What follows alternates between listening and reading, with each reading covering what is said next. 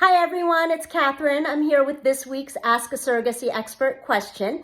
And today's question is from intended parents who want to know, what can intended parents do with any leftover embryos? Well, the most common option if you have embryos left at the end of your gestational surrogacy arrangement is to discard the embryos. So the embryologist will take the embryos and simply thaw them and they will disintegrate.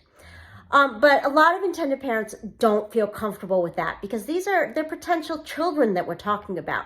So another common option is to donate the embryos to somebody else so that this other person can have a child with them.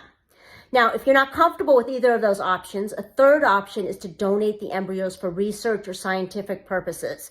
But just be aware that it can be very hard to find a program that is willing to accept your embryos. And the final option, if it's permitted by your reproductive endocrinologist, the fertility doctor, is to just do a compassionate transfer. And this really only works for straight couples because what it is essentially is that you're taking the embryo or embryos and transferring them to the intended mother at a time when she's unlikely to become pregnant.